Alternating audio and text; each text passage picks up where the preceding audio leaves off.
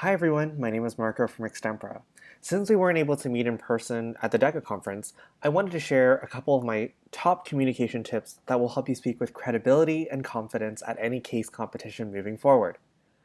My goal is to review some of the key concepts we would have talked about in the workshop, but also share some of the ways that you can practice the skills at home because a big part of our workshops are focused on interactive experiences.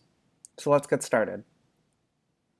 The first topic area I want to cover is physicality, and this generally breaks down into two major areas: your stance and how you're using your body and facial expressions to help convey your message. When you're thinking about physicality in general, I want you to really consider how it either supports or compromises your credibility as a speaker and therefore your presentation. Studies suggest that our gestures tell between 50 to 75% of the message depending on what it is that you're trying to convey. So today I prepared a couple of basic essential tips that will help you really hone in on your physicality. This stance is something that is often overlooked. I talk to people every single day who immediately come to me and ask about using gestures without even thinking about how they're standing or how they're sitting, even though it has a direct effect on how your audience forms an impression about you. So my first tip is to ensure that your stance is neutral and open. Your feet should be shoulder width apart with your arms by your side or raised up by your torso, depending on whatever feels the best. If you're going to keep them by your torso, that's totally fine. Just make sure that you're not moving your arms frantically because we want to try and keep it neutral. You might be asking why? Why is it important for it to be neutral? Well, neutrality really helps to ensure that when you do choose to use gestures, that it gives you a sense of contrast, helping to leave a memorable moment or impression in your audience's mind. So this leads me to gesturing with a purpose. The smallest gestures can actually have an impact on your audience. Alan Pease is an expert on nonverbal communication, and he did a lot of research of people who spoke with their palms facing upwards or towards the audience, facing downwards, or if the speaker was pointing at the audience. What he found was actually very, very interesting.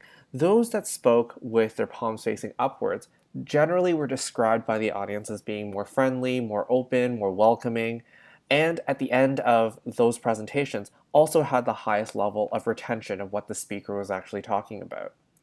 So this tells us that the smallest, most subtle gestures can actually make a huge difference in the way that your audience thinks about you. So think about how much of an impact a large body gesture or hand gesture can actually do to impact your message. The best way to really think about how you can tailor your physicality and what you're currently doing is to record yourself or get a friend to record you. Very, very quickly, you're going to start to realize, oh, do I tend to lean to the left or do I tend to fidget with my hair?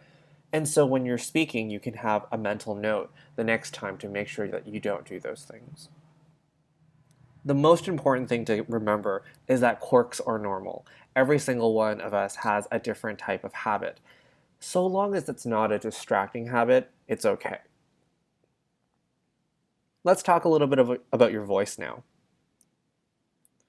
Each person's voice is dynamically different, and yet they're made out of a couple of common characteristics such as the speed or intonation or how we pause.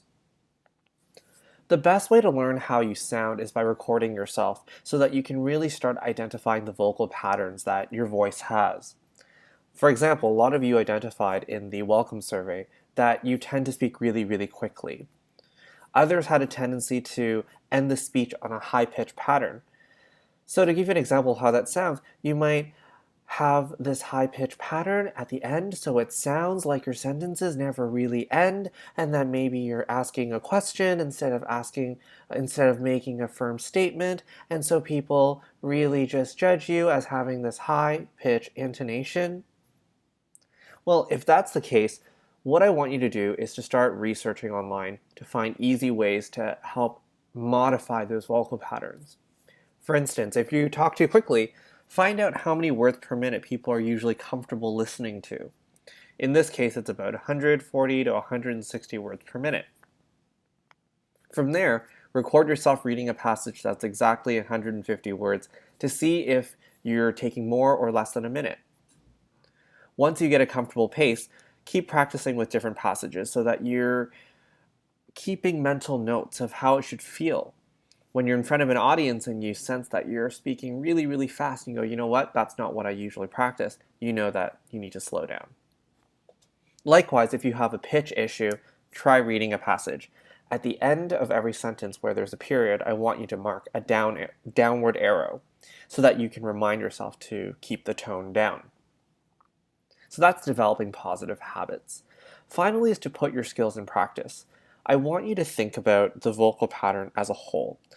What I mean by that is instead of just focusing on 100 to 140 to 160 words per minute, also think about how you can speed up or drastically slow down to help emphasize key points. Your voice takes a lot of time and self-reflection, but really learning the different aspects of it is what can help you truly paint your words with color. Especially when we're asked to speak without preparation, speakers begin to grasp for straws and end up blurting an answer that seems either semi-coherent or has incomplete thoughts. Another issue that I see every single day is that speakers jump right into the meaty parts of their presentation without actually framing the conversation of the presentation, or without outlining the background or contextual information that's required for the audience to actually understand the full picture. So I think it's really important for us to talk about speech organization.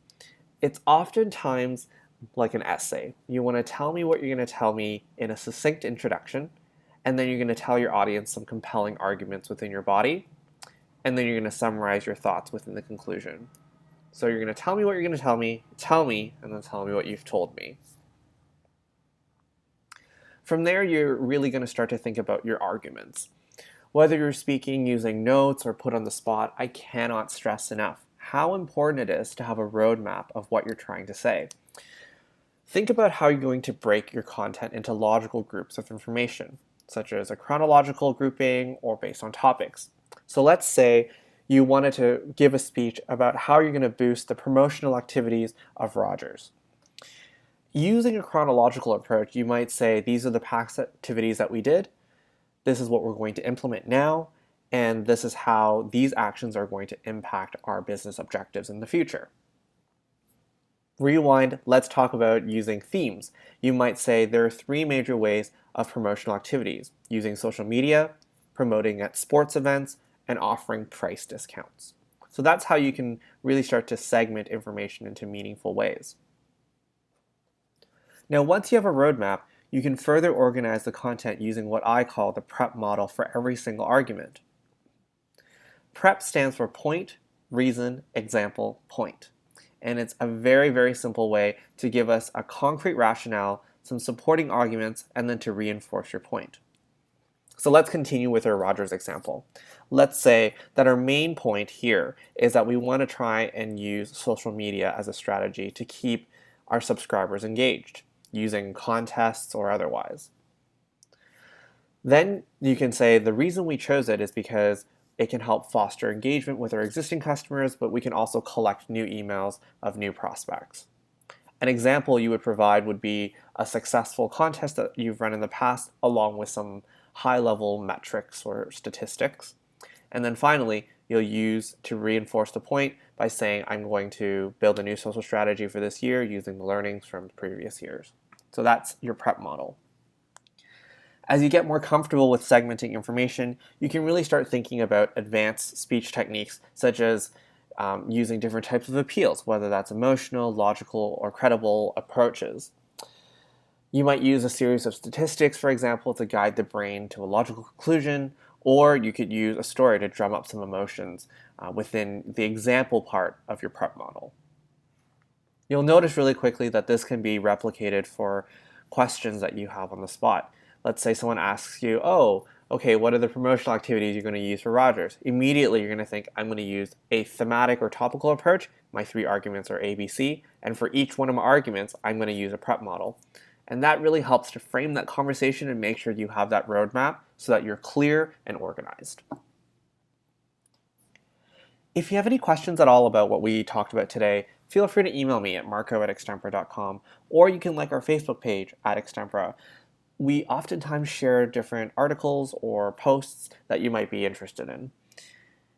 As I said, if you have any questions, feel free to reach out. If not, good luck at provincials, and hopefully we'll see you at our next workshop.